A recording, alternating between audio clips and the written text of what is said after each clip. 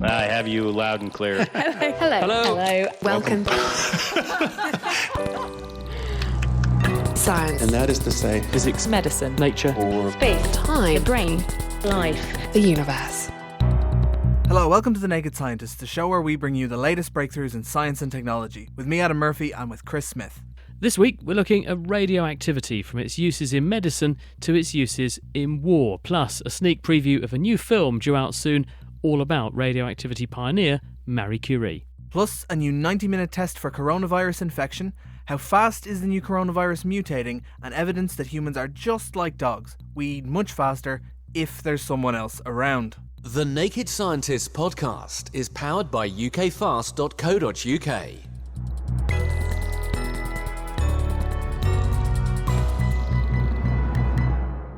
Test, test, test. The World Health Organization have said, counselling the world on how it ought to be proceeding in trying to gain control of the coronavirus pandemic.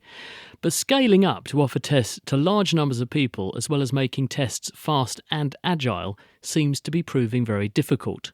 Now, researchers at the University of Cambridge and the company Diagnostics for the Real World have repurposed a rapid HIV test so it can detect coronavirus infections in just 90 minutes. The system generates multiple copies of the genetic information for the virus, if it's present, and then produces a visible pattern of 3 lines on a readout, as well as an electronic log of the results. I spoke to Dami Collier, who's been working on the new system. This is a rapid diagnostic test for COVID-19. So it's rapid in the sense that from taking the sample from the patients, which is usually a swab of the back of the throat and their nose, to the point of being able to give them the test result has been cut down dramatically from what is ordinarily between 1 or 3 days to 2 hours. So it is a game changer for people who are meeting patients on the front line, in A&E departments, in general medical departments, who have to make rapid decisions about where these patients need to go. So that one, that they're cared for appropriately, and two, if they are infectious, other patients are protected from getting infected. How does this test work, and how have you been able to do in a couple of hours what was previously taking, or is still taking, laboratories days to do? This machine is based on a technique called PCR, or polymerase chain reaction, which can take a copy of genetic information and copy it many times over so that it can be detected. In clinical practice, we'll take a swab of the throat or the nose to try and pick up some virus and then put it in the machine, and the machine can then copy this many times over, allowing us to detect it on a test strip.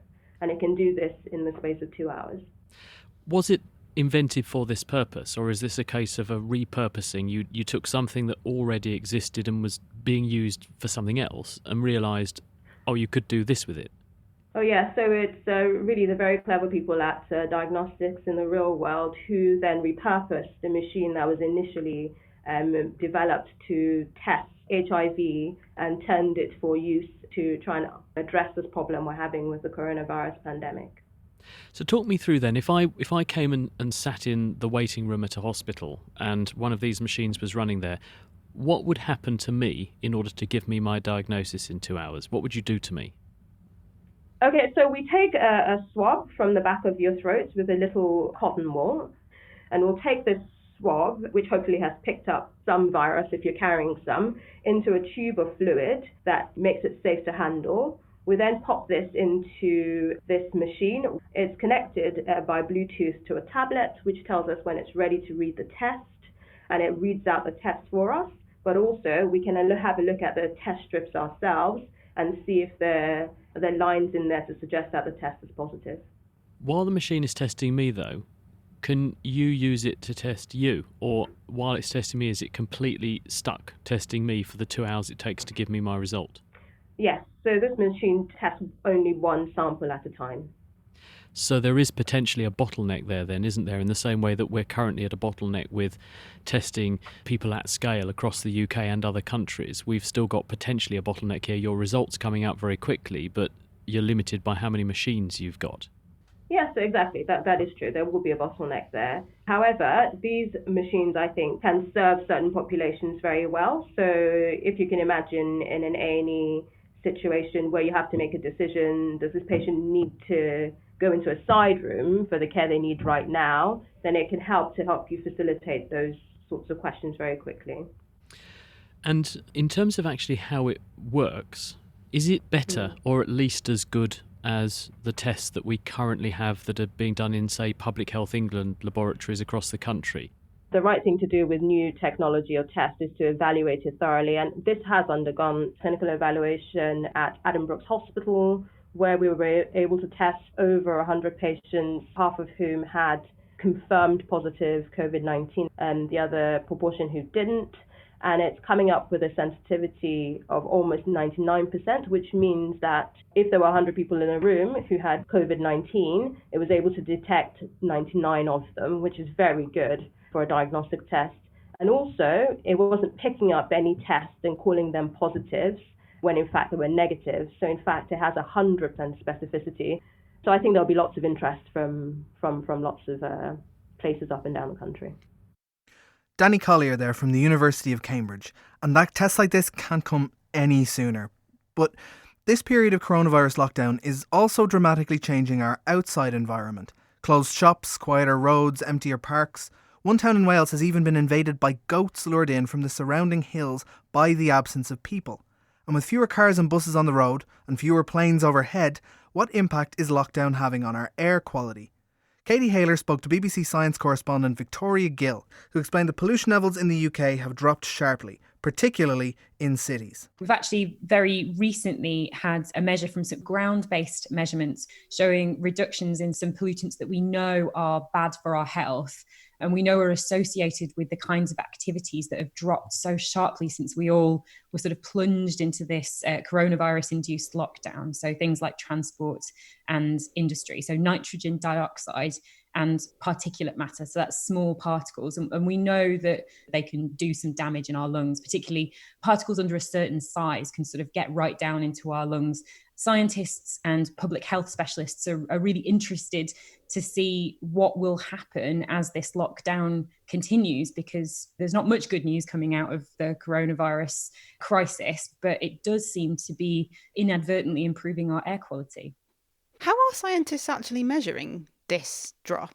We've seen a number of different measurements, actually, and this is an international effect. We've had some measurements that have come from China and from India. We're also, I should say, seeing a drop-off in carbon dioxide, some of those greenhouse gases as well.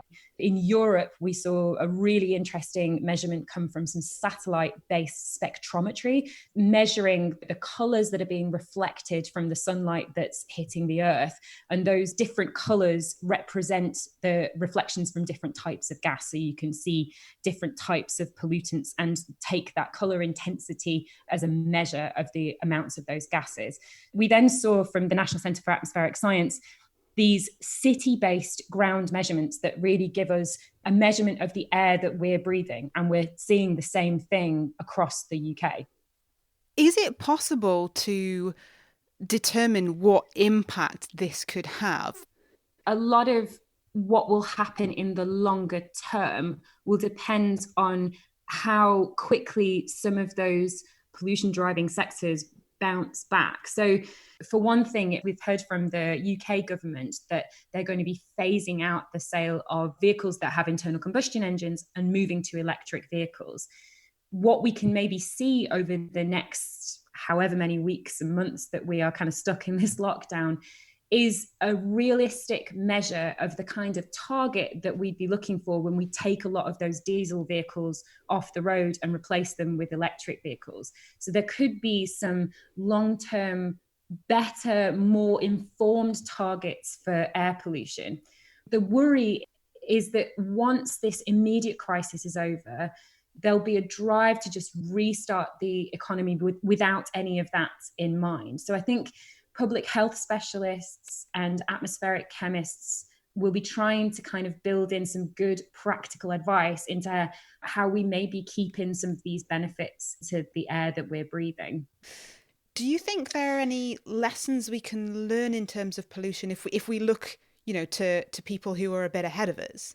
there's something positive that we can take from this unintended consequence of what's happening in so many places. We've seen a quarter of the world under lockdown, and lockdown means less transport, less industry. It means less pollution.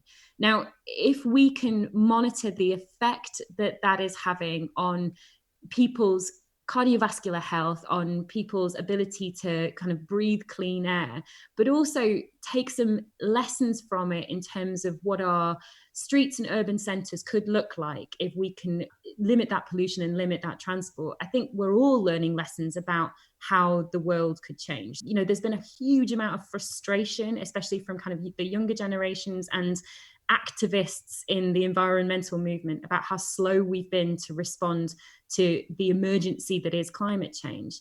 And what this does show us is that when there's an emergency that is immediate to our public health, we can act and we can put in some really severe measures. Now, I'm not suggesting that governments are going to do anything along this scale to tackle climate change, but it shows what's possible. Maybe we can take some lessons from this in order to apply to that bigger global emergency that is, the state of our planet and our warming world.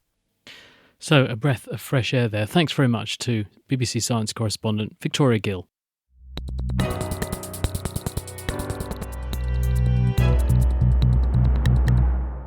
As the coronavirus spreads around the world, it's steadily mutating its genetic code, introducing fingerprint changes that scientists can track. These can highlight how the virus has moved between countries and also how fast the disease is evolving. Phil Sansom caught up with Richard Neher from the University of Basel in Switzerland. He's one of the people behind NextStrain. This is an open source project that's been responsible for creating and analysing coronavirus family trees. It really has been a bit of a whirlwind development. So recall that this outbreak was first announced in the very end of December last year. By January 9, we already had the first complete genome sequence of this virus available. And then over the weeks that came, we got more and more of these genome sequences that came in. By comparing these genome sequences to each other, we immediately got a very good sense of that this is a single outbreak. These genomes were essentially identical. There was maybe like 1 or 2 differences here and there. And for an RNA virus with a fairly high mutation rate, that implies that these genomes had a very recent common ancestor, only a few weeks in the past.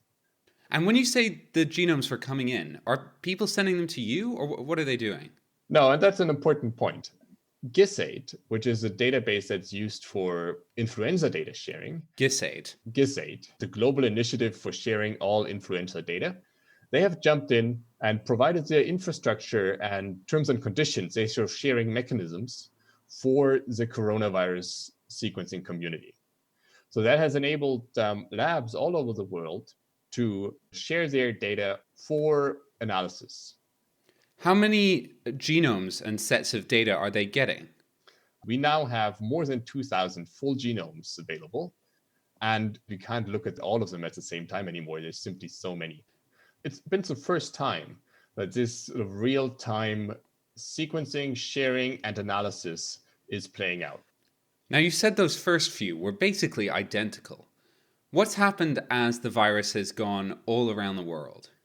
As RNA viruses do, they mutate, not every other day, but about twice a month. That is sort of our current estimate.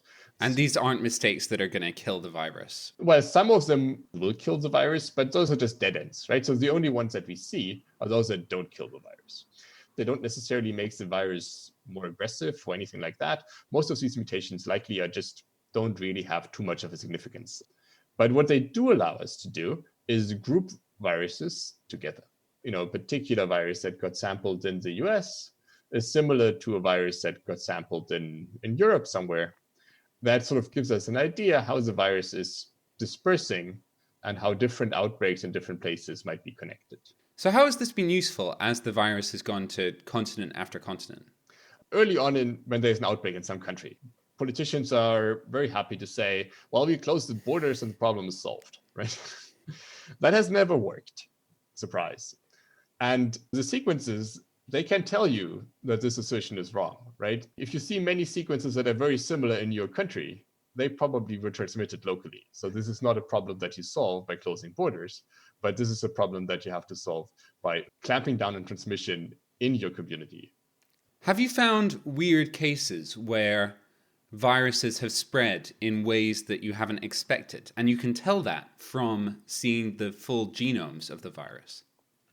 So we've certainly seen, especially in the last week or two, within Europe, this viral population is very well mixed. There's not a single place this virus is coming from anymore. And this has, to some extent, been surprising how rapid and thorough the spread has been. Anyone can go online and see this. You'll see both a family tree of the virus and a map that shows you where on the planet these samples come from.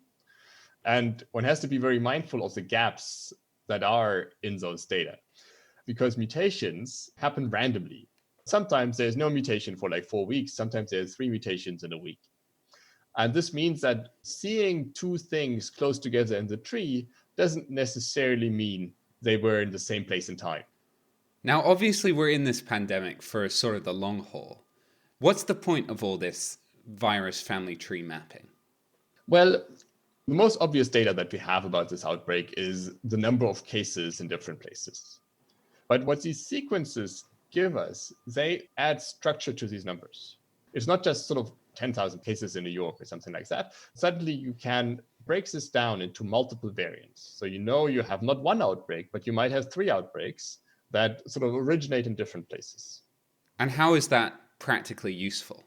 It helps you focus infection control measures that you put in place. As you just said, we're in this pandemic for a couple of more months for sure, right?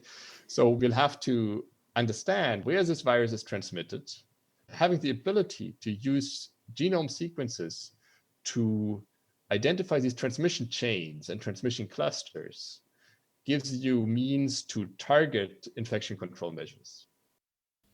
It's amazing these days, isn't it, how we can track these diseases in real time. That was Richard Neher. He is from Next Strain, and he was speaking to Phil Sansom. And you can actually see the family trees and the latest situation reports that they're compiling on their website. That's at nextstrain.org. Now, thanks to coronavirus, in recent weeks we've all become remote home workers. And that means we're relying on video conferencing software like Skype and Zoom. And this has led to concerns about the security of the information being exchanged. So with me is tech commentator and angel investor Peter Cowley. So Peter, for the uninitiated, what is Zoom and how does it work? So Zoom is one of these many platforms for video conferencing. So as consumers, we tend to use FaceTime or Skype or WhatsApp or House Party, the new one that people are talking about. And for businesses, tend to use Microsoft Teams and GoToMeetings and Cisco WebEx, but also Zoom. Zoom we also use actually privately. I'm going on to a drinks party after this on Zoom with people from various places around Europe. So Zoom, so basically it's people getting together in a single place using audio and video. And with all these people together in one place, is it secure? As has been reported in the press quite a bit recently, Zoom, which has grown quite rapidly and has become very much the dominant player in recent years, has not concentrated quite as much perhaps on privacy as they should. And this is what they've self-declared. This isn't something that I've made out. There's been things like something called Zoom bombing, which is where somebody suddenly appears on it and says something rude or derogatory or has an image there which they definitely shouldn't be showing. Information has been passed to Facebook. People can join a meeting just knowing the ID, and famously the Cabinet's Zoom meeting was published on Twitter with the ID on it as well, so that effectively if somebody typed that in, they could have possibly joined that. Email addresses have been lost, etc. The big issue with Zoom is it's what in the industry is called a very large attack surface. There are probably at any one time hundreds of thousands or millions of Zoom calls going on, so that means it's quite easy for people to get in. I mean, people who are doing naughty things, not you or I, of course, get into some of these calls. And you mentioned it was passing data to Facebook. What kind of data is it passing on? I don't know, and they seem to have cleared that. So there are a number of things that have happened. They've now stopped any new features. And I've actually got a Zoom Pro account myself, and the number of features there, settings is phenomenal. So there's more features than probably any of us will use. So what they're doing is basically closing these loopholes, or closing the loopholes that have been found so far. Like any internet giant or any software really, the things that could be leaked are data, of course. I couldn't tell you what Zoom has leaked, if anything has leaked, and also selling. I mean, we've been through this before with Cambridge Analytica, haven't we, here in Cambridge a couple of years ago. With all this happening, what can people do to keep themselves safe on Zoom? two or three things which are being introduced, and I see that even on this meeting, it's coming up in about an hour's time. Passwords. So having a password there. Most meetings you get in, you get a link. If that link leaks, anybody can get into it. But if you've got a lot of participants, and I was on recently one with 100, there's no way you can see everybody. Something called waiting rooms or lobbies. So you can't get on immediately. You've got to get into this waiting room and then you're let on by the host. Again, this means they can't come in, they can't Zoom bomb. You should mute your own video and your audio, of course, where you're not needed. As a host, you mustn't allow guest screen sharing. That way, the Zoom bombing can't occur. So there's quite a lot of just good practice that people haven't been doing. And then what about our mobile networks and our smartphones and all this? How secure are they in the current situation? Well, a couple of things there. One is that some countries are actually using the mobile phone networks to do a couple of things. One is to contact trace, so they can see if somebody's had COVID, who they've been near. And secondly, the social distancing, because the data is accurate enough, they can actually see. So this is very big brotherish, and I hope it doesn't get to many other countries like the UK. The other thing, as you might have seen, is that people are somehow blaming 5G for COVID transmission. And they've been setting fire to masts, 5G mobile masts, and there's been 7 or 8 of them here in the UK being set fire to. I really can't see the connection there between how a 5G signal, which is yet another mobile signal, but no different really from the ones we've been used to for the last 20 or 30 years, and COVID, but they seem to think they are. And so you won't be stopping using 5G when it comes out. I certainly won't be stopping using 5G, and I won't be stopping using Zoom, but I am very pleased to see that these other facilities like the passwords and the lobbies are things I didn't know about a week ago, which I do now. And you'll be keeping safe on your drinks meeting in Zoom. I hope so, exactly, yeah. Brilliant. Peter Cowley, thank you very much. Thanks, Adam. You'll have to Zoom off to your meeting now, Peter, and don't be late for the drinks. Now, here's some food for thought. Scientists have found that when you're snacking, you reach for food more often when you're with somebody else than you would if you were there just on your own, eating alone. This is a study from the University of Tokyo, and people were given plates of crisps, and this is, you see, with your drinks party in mind, Peter, and I don't know if this works in virtual settings. We'll have to find out. You can tell us. But anyway, in this study, people were given plates of crisps, and they grabbed even more handfuls of crisps when another person was there with them, even though they might not necessarily eat more of the crisps. Now, the authors suggest that it might be because you don't want someone stealing your food, but is that really what's going on? Phil Sansom got the independent perspective from Anglia Ruskin University behavioural ecologist Claudia Vascher. They have basically asked humans to eat crisps for them, and they have told the participants that it's about a taste experiment. So the participants had to fill in, crisps were crispy and salty and actually tasted good. But indeed, the researchers had a completely different study aim. They actually wanted to find out the eating behavior of the participants if they're tested alone or with other individuals. What's actually physically going on when they do this experiment? Do they sit someone down in a room and they give them a little bowl of crisps and then there's someone across the table from them? Yes, they have tested approximately 60 participants. And one group was the ones who were tested alone. Another group was tested with a partner. So when they came into the room, there was somebody else sitting opposite them. And then they had a third group. They basically had an opaque barrier. So they couldn't see the other individual eating crisps, but they could only hear them. What kind of crisps were they? I don't think that they say in the paper, because obviously they don't want to make product placement. And this actually could be a conflict of interest for the authors. Was this a study sponsored by Pringles? Yeah, exactly. I have to say, it sounds like a fun study to be involved in. Yeah, it does. I think the background of all of this is, no matter whether it's humans or birds or fish, foraging in groups has benefits for the individuals. So it's less likely that they're eaten by a predator. It's more likely that they actually find food because they have more eyes to look out for food sources. But once the group has found some food sources, of course, there's more competition. What did they actually find then? So they found that when there were other people in the experiment, the participants grabbed pieces of crisps more often. They didn't necessarily eat more crisps. They also conclude that people must have taken smaller pieces of the crisps. Why then would people have taken crisps more often, but maybe a little bit less? They are arguing that it's a competitive situation.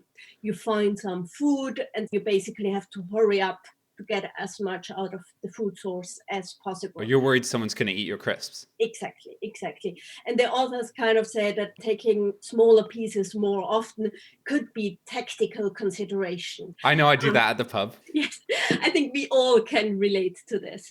Another explanation, which I think is worth mentioning, is social facilitation. We're more likely to engage in an action if other individuals engage in their action too. Think about other animal species, for example. If you forage in the wild and you're given a bag of crisps in front of you, initially you wouldn't know, like, are they actually safe to eat? So it might be worth actually watch other individuals eating them and kind of make a decision, it's safe to eat this. So you're saying it might be like a social activity, like you see someone else eating crisps and you're like, oh, okay, I'll eat more crisps. Exactly. This is also something, they put two strangers into a room with a plate of crisps. This is a bit socially awkward. We all, when we meet, I mean, we are all group living animals. However, when we meet strangers in the first instance, you will want to know, are they a friendly person? And engaging in an activity like eating or even mirroring the activity of the other individual might kind of signal getting to know each other, getting familiar with each other. Yeah, I think it's a quite fun story to do, to kind of test what makes humans tick when they eat. And again, it might be a very unconscious thing, which we are not quite aware that it's actually happening. And I think it's fun to get to know people a bit more by doing this kind of experiments. I'd be straight in there in the chips and crisps, regardless of whether there was a stranger in the room. Anyway, that was Claudia Vasher, and she wasn't involved in the study herself. She was just commenting on it for us. The actual study was by Yukiko Ogura and colleagues, and it was published in the Royal Society Open Science. And now it's time for the mailbox, where we read out the things you've been sending in. And this week, we're answering this question from Philip, who wants to know if coronavirus can be transmitted in a vape cloud. So Chris, what do you think? Hello, Philip. This is something I've wondered myself, actually. In fact, I've followed a car along a road in the past and been able to smell what the person in the car in front of me was vaping. And this got me wondering, well, if I can smell that, that's presumably air that was previously in the lungs of the occupant of that car. And if I can smell the vape molecules, could there also be infectious particles of virus? For instance, they're rhinoviruses or adenoviruses, or in the current situation, they're coronaviruses, which are making their way into my car too. Well, I think the likelihood of that happening is extremely remote, because the amount of dilution of the air between them and you is going to be extremely considerable. But the fact that you can smell the vape shows you that molecules which have that smell were in that person, and they are telling you where the air from that person has gone. Now, that means, in theory, if there were some virus particles amongst those vape molecules, they could be following the same path, and they could therefore also end up in your face. There are some considerations, though, which make this extremely unlikely as a route of transmission. The main one to consider is that the vape molecules that give it the smell are really tiny. But the particles of virus are considerably bigger, and they're also in droplets of water, largely, from the person's respiratory tract. So although they'll move a considerable distance and they'll bob around in the air, they won't travel as far and they won't travel as fast as the smoke or vape from someone vaping. So what you can regard this as is almost as a proxy for where the air from another person is going, and it should serve as a warning for how fast air can move smells and smokes and possibly viruses around. But also take comfort from the fact that probably the amount of virus by the time it's gone from that car out of the window and through the air conditioning unit of your car and into your face is going to be really very tiny and almost certainly lower than an infectious dose. But if you were sharing a room with that person or even their car, you'd be at much greater risk, because the close proximity to them means that the virus particles would be in higher concentration, and you're more likely to inhale what we would call an infectious dose, which in the case of this virus is probably about 20 virus particles.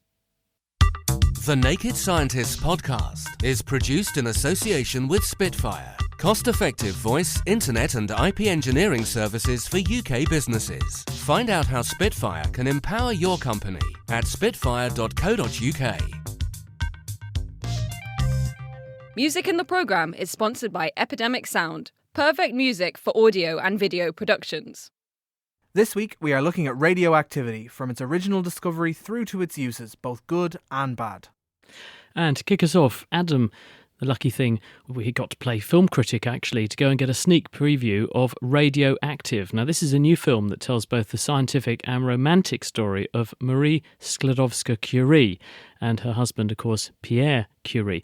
They're the couple whose pioneering work led to the discovery of the radioactive element radium, and the film also documents the reverberations of their discoveries across the 20th century.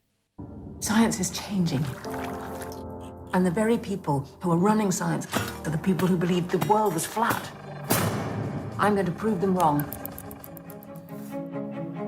Marie Sklodowska-Curie and her husband Pierre Curie are true pioneers in science. Marie remains the only person to have Nobel Prizes in different sciences, physics and chemistry, for her work on radioactivity and for her discovery of polonium and radium. And she is the subject of an upcoming biography called Radioactive, starring Rosamund Pike.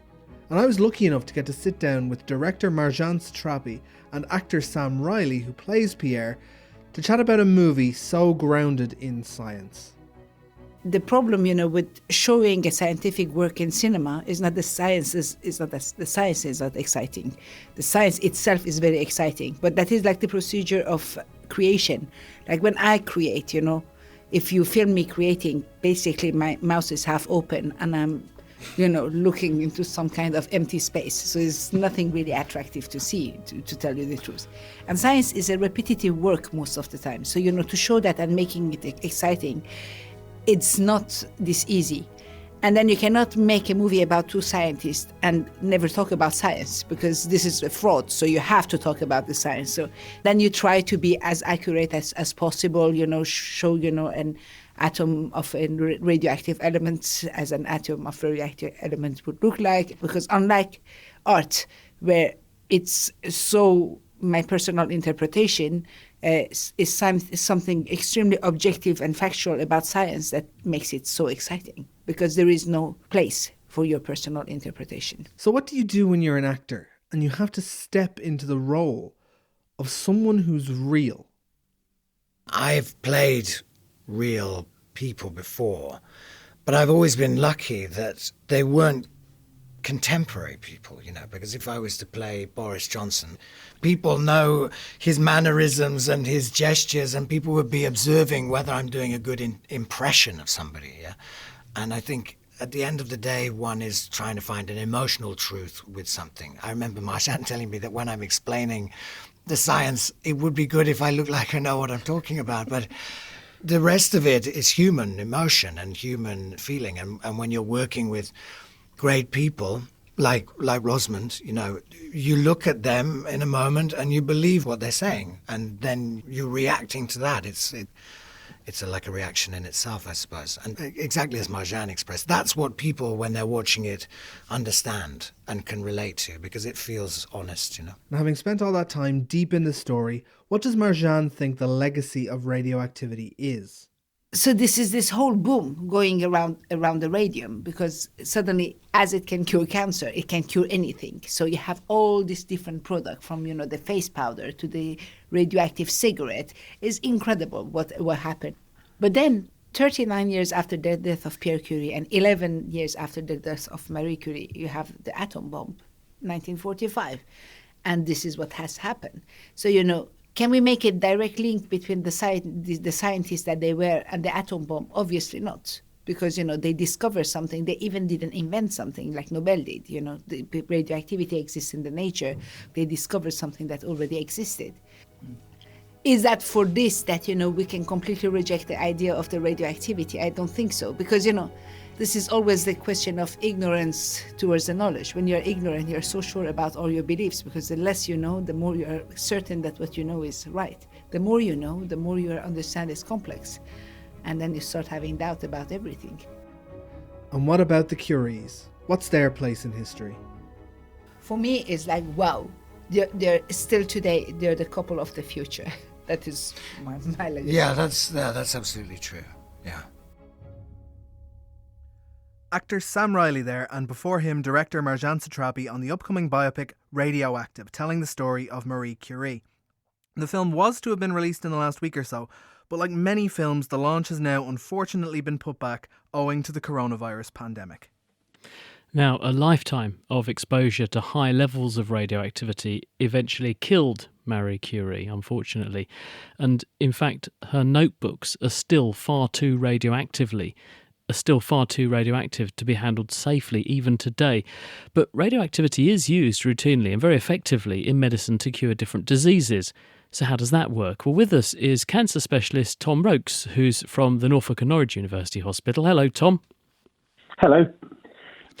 Well, first of all, we need to begin, before we can talk about curing people of things. Why did Marie Curie develop problems with her health because of exposure to radioactivity? What did it do to her?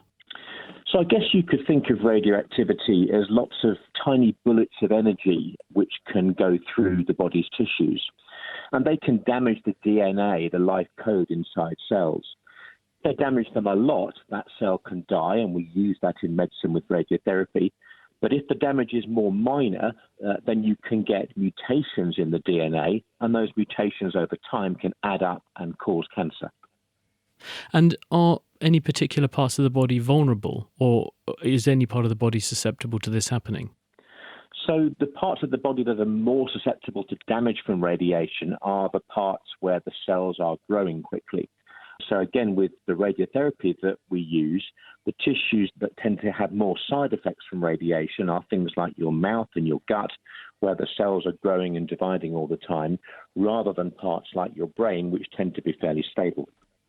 And so it's the fact that cells which are dividing are susceptible to being damaged by the radiation. That's why you can actually turn this around and say, rather than worrying about it causing cancer, if someone's already got cancer, you can use the vulnerability of fast-growing cells to hit them with a dose of radiation and kill them. We use the fact that cancer cells tend to be growing more quickly than normal cells. So in normal cells, the DNA is packaged away very safely and tightly inside the nucleus of the cell, so it can't be hit by these bullets of energy that the radiotherapy gives. Whereas cancer cells, their DNA is outside being divided and grown, and that makes them more sensitive to the radiation. When you use radiation therapeutically in this way, what sort of radioactivity do you use? What's the source? So I guess that's the other difference between now and the radiation that the Curies were using. They were using naturally occurring radiation, which you can't turn on and off.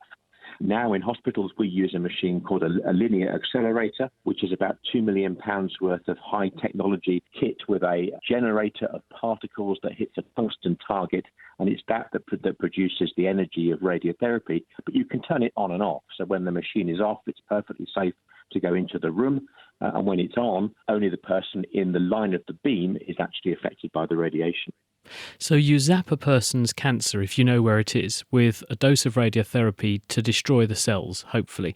But why doesn't that radiation then damage more healthy tissue and cause the person to have more new cancers? So it does damage that healthy tissue, but to a lesser extent. And over the years, doctors have learnt ways of minimising the damage to the normal parts of the body while maximising the damage to the cancer.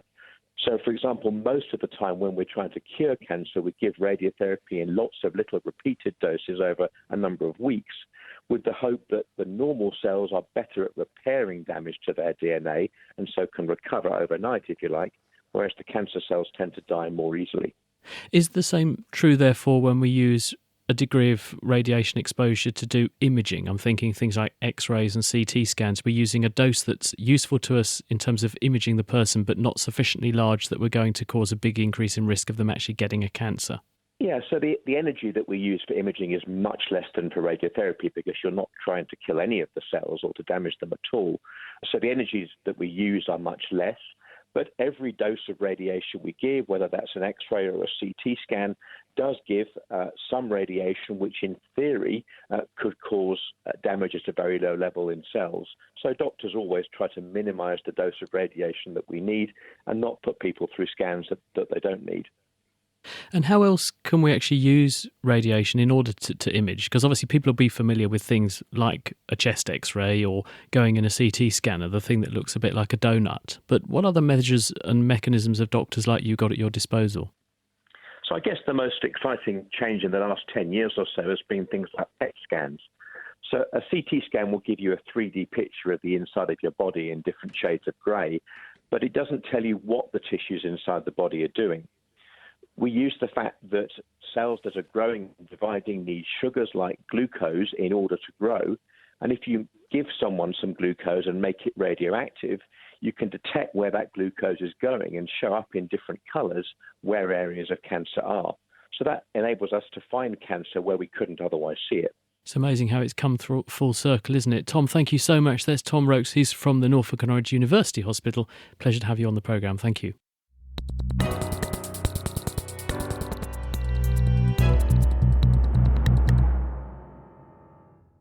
Coming up, how do you store nuclear waste, and how many plants would you need in a sealed tank to keep a family of frogs alive? Dare I say it, so they don't croak it. Ugh. Now, it would, of course, be very remiss of us to discuss radioactivity and not discuss the darker side of this area of science, and that's what Adam has been finding out about. One of the most infamous uses of radioactivity is to turn it into a bomb, an atom bomb. These bombs have only been deployed against humans twice, at the end of World War II on Hiroshima and Nagasaki in Japan. Countless lives were lost, both in the initial blast and due to the radiation afterwards. But how does an atom bomb work, and how were they developed? I spoke with nuclear historian Alex Willerstein from the Stevens Institute of Technology in New Jersey about the development of the A-bomb. The United States didn't really start trying to build an atomic bomb until early fall of 1942. That's when it decided that the splitting of atoms is not just an interesting scientific phenomena, but could be, in a relatively short amount of time, made into a weapon that you could use in the present war. So this is the beginning of what they called the Manhattan Project. This was an Army-run effort to build weapons that you could use during World War II. They got pretty much every scientist and engineer who they thought could be useful for the project. They also got the labor of hundreds of thousands of Americans doing construction and operations. They created literally hundreds of secret sites across the country. It was a huge endeavor. And one of the ways I like to contextualize it is the total number of people who worked on the bomb project during World War II was on the order of about 500,000 people, which is about 1% of the American civilian labor force at the time.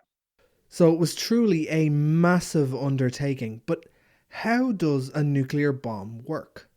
So you can think of a nuclear bomb as being an engineering device to bring about specific conditions. One where one atom of uranium or plutonium splitting will lead to the splitting of more than one other atom of uranium plutonium in a very short amount of time. If you can make it so that one split leads to 2 splits, leads to 4 splits, leads to 8 splits, leads to 16 splits, leads to 32, this is exponential growth. And if you do that 80 times, 80 of those generations of splittings, you end up with on the order of 1 trillion splittings, which is enough to destroy a city, because each of those splittings is releasing a little bit of energy. Eventually, they had a device ready to test. When J. Robert Oppenheimer, nuclear physicist in charge of the Los Alamos site, saw the test, he was reminded of the Hindu holy text, the Bhagavad Gita, and especially the line, "I am become death, destroyer of worlds." When the bombs were set off, either by firing 2 pieces of uranium together within the bomb, or by compressing plutonium with explosives, the blast could level cities. And the world wasn't done with nuclear weapons.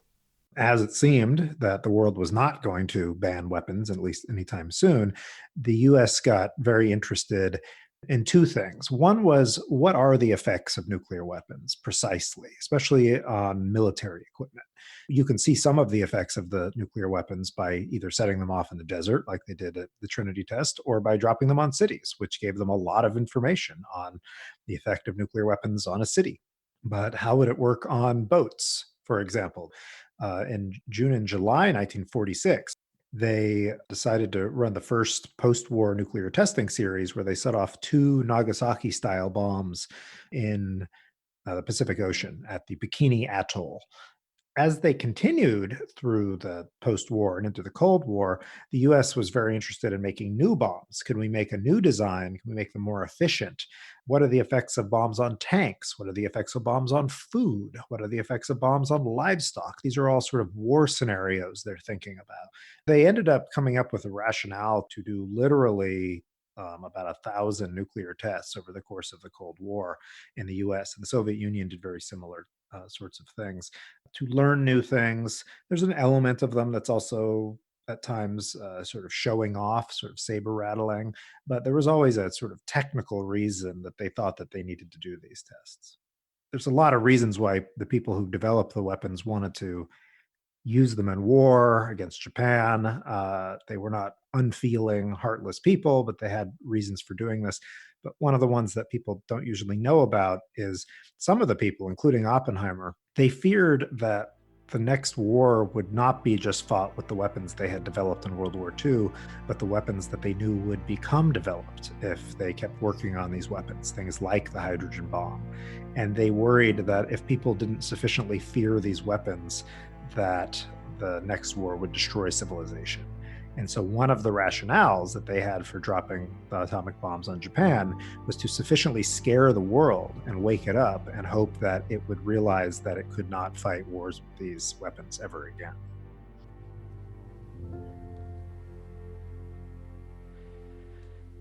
It's a somber thought, isn't it? Thank you very much to Alex Willerstein from the Stevens Institute of Technology in New Jersey for that report with Adam. Now, our issues with radioactivity, though, are obviously not behind us. A major headache today is how we're going to handle and safely store nuclear waste. Here in the UK, for example, we've got 650,000 cubic metres of the stuff. To put that into perspective, that's enough to fill Wembley Stadium. And it's going to be radioactive and dangerous for at least 100,000 years. Claire Corkill is at the University of Sheffield, and she's working on ways to store this stuff safely. So, Claire, what actually does that nuclear waste consist of? What's it comprise? It starts with the nuclear fuel from a nuclear reactor, which is uranium. And much like the bombs that we just heard about, the atoms inside it split to create energy. They release that in the form of heat, which we then use to boil water, which gives us electricity. But in a nuclear reactor, we have some way of controlling the splitting. So we've got some brakes where we can slow it down and control it so it doesn't end up like a bomb. But that material, when it's been finished within the reactor, we recycle it. So it contains a lot of uranium and plutonium, which we can then turn into new fuel. And the byproducts of the recycling are nuclear waste. So these byproducts are smaller atoms. So as the uranium atom, for example, splits, it makes smaller atoms, which are also highly radioactive. We call these fission products.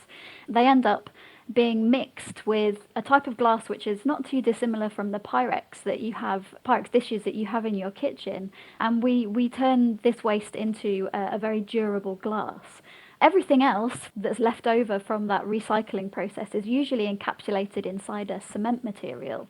And then there are a whole range of other materials that we don't yet class as a waste, but they might be a waste in the future. For example, the plutonium that we've been recycling, we don't actually have a plan to turn that into new fuel yet.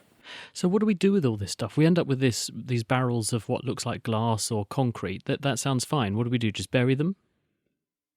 Well, they're currently packaged in specially engineered containers and stored in over 20 different secure nuclear sites around the country, and most of it is at Sellafield in Cumbria.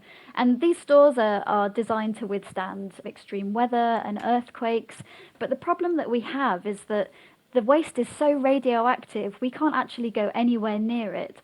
If you were to touch the outside of one of the glass waste containers, the radiation dose that you'd receive is 200,000 times more than a fatal dose of radiation. So whilst it's okay to store the waste securely for the time being, it's clear that we need a more permanent solution that requires less security. So remember, these wastes will be radioactive for over 100,000 years, and they'll be highly radioactive for several thousands of years. So we can't just leave them in their warehouses and hope that future civilizations will know what to do with them. Now, will they remain intact, though? Because the key question, if today it looks like glass, but with that much radioactivity spitting out that much energy, will it remain like that and in a stable form for the next 100,000 years, if we store it ideally, or is there a danger it might not? That's a really good question, and that's really what we've been doing a lot of work on at the University of Sheffield. These nuclear waste materials will change over the 100,000 years that they'll be radioactive, and there are some different ways that this might occur. So one would be corrosion, so the natural corrosion of the materials once they're buried deep under the ground, which is their final disposal route.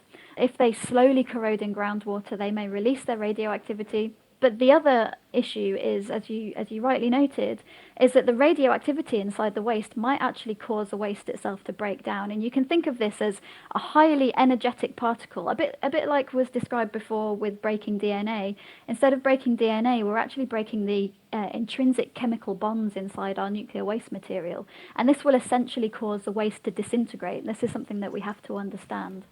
So what you're saying is if we've got, say, something that looks like glass, because it's spitting out all these energetic particles of radiation all the time, it's slowly going to shatter the glass. It's almost like shaking the glass very, very hard for hundreds of thousands of years. It's eventually going to fall to pieces, and it will no longer be any good at retaining and constraining the radioactive products inside. Essentially, yes. I mean, glass is a very good material because it has a very flexible structure, and if you break one bond, it's not going to affect the material. If you were to use something that was a bit more of a crystalline structure, this might cause you a problem. But actually what we're doing is trying to look at designing new types of wasteform materials that are based on natural uranium-containing minerals that we know are millions of years old. And while their chemical bonds have been broken by radioactivity, they haven't disintegrated and they haven't released their radioactive elements. And so these are the kinds of materials that we're now trying to develop for nuclear waste. And are these effectively mineral cages that you're talking about making, are they any good? Actually, what studies have we done to say that if we bake this kind of cake and we put these materials into this molecular architecture, that it will actually perform better than what we can do with our present generation of things like glass and cement and so on? So one really good example is a mineral called zirconolite. And these are some of the oldest minerals known on Earth. There are some that are slightly older, but they contain uranium. And we know that they contain uranium because they today contain lead, which is the stable isotope that uranium decays to at the end of its decay chain. Which means that over the millions and millions of years that these minerals have existed on the Earth's surface, they've managed to contain their radioactivity safely. They've gone amorphous, which means their crystal structure has broken, but they're still intact. And what's more, we know that despite the fact they've been on the Earth's surface for such a long time, and there's been lots of weathering and lots of kind of geological events, that they haven't changed and they haven't been weathered. And as I said, they still contain their uranium. So we base our design on minerals like zirconolite. And so one of the pieces of research we're doing at the moment is looking at how to dispose of the huge stockpile of plutonium that we have in the UK. And actually, zirconolite is the ideal material that we can develop to immobilize plutonium safely so that it doesn't get into the wrong hands in the future. How do we design something in the future so that this stuff stays where it is and isn't archaeologist bait and they suddenly dig up a radioactive cube of glass? At the present time, we are thinking that we will not mark where nuclear waste is kept. It's going to be buried deep below the ground. Nobody will know it's there. The worry about putting a marker on the surface is that it will automatically draw humans particularly, because we're very inquisitive, to that site to find out what's going on. And the example that I like to use is of the hieroglyphs on the pyramids, which clearly said, in a language that nobody understood at the time, don't enter or you will be cursed. But the archaeologists of the time were fascinated and thought, well, we must go inside and see what's in there. And so sometimes leaving a marker may give you the result that you didn't want, and people might then use that as a reason to go down and start looking for the waste. So the plan at the moment is to not mark the waste and hope that people forget about it, and that if in the future they decide to dig there, they have the technology to dig that deep. So we're talking between 500 meters and 1 kilometer below the ground. And if they have that technology, then they will also have some technology to be able to detect the radiation and know that they shouldn't go there. Thank you for that upbeat account there, Claire. That's Claire Corkill. She is from the University of Sheffield. And thanks to our other guests, Marjan Satrapi, Sam Riley, Tom Rokes and Alex Willerstein. Now we've just got time for Question of the Week, where Phil Sansom has been croaking out an answer to this question from John. I just purchased some dart frogs which need to live in high humidity conditions. In order to attain this, we basically sealed off the terrariums. The question is whether a really sealed terrarium could provide enough oxygen for the frogs through plant photosynthesis. Who would win, the frogs or the plants? So John has got his pet frogs living in a tank with some earth, plants and moss. It sounds like he left some holes in there, thank God. But what would happen oxygen-wise if he shut them in for good? Here's plant scientist Stephanie Smith. There's two processes involved in this question, photosynthesis and respiration. Photosynthesis uses carbon dioxide and water, and in a reaction powered by light energy, produces glucose for plants, and it produces oxygen as a byproduct. And then the other process, respiration, is sort of the opposite. It's the one both plants and animals use to get their energy. It takes sugar in, that's glucose, which combines with oxygen and it makes energy, plus some carbon dioxide and water on the side. You might have noticed that the byproducts of respiration are the starting ingredients for photosynthesis. So can the plants just run these two processes in perfect balance? To some degree, yes. In 1960, a reverend called David Latimer placed a spiderwort plant in a huge sealed bottle garden. It has survived unopened since then, so we know plants survive pretty well in sealed tanks. But what would happen if you introduced an animal? Both the plants and frogs would be using oxygen for respiration, but the plant would also be producing extra oxygen from photosynthesis. Leaving aside the question of frog food, we want to know, in the words of listener John, who would win, the frogs or the plants? It would depend on the size of the tank and the number of the plants. After all, the Earth itself is a similar system, just on a huge scale. The practical answer is more complex. Researchers in Arizona built a facility called Biosphere 2 to see if 8 humans could survive in a sealed system for 2 years. The oxygen levels fluctuated wildly, and extra oxygen had to be injected to keep the people alive. Biosphere 2 ran 2 such experiments in the 90s, and they ultimately ended in a bizarre story of sabotage and takeover by the now far-right US news mogul Steve Bannon. But that's another story, and regardless, if the oxygen fluctuates wildly in the Biosphere 2, which is a 3-acre compound, it certainly does in terrariums that are about half a metre across. It drops a lot at night when there is no light to power photosynthesis. Although certain small insects can deal with these oxygen fluctuations well, most animals cannot. So John, there you go. Either make sure your sealed terrarium is an acre or so wide, or stick to your ones with holes in the sides. Thanks for the question. And next week's is special delivery from Pavel.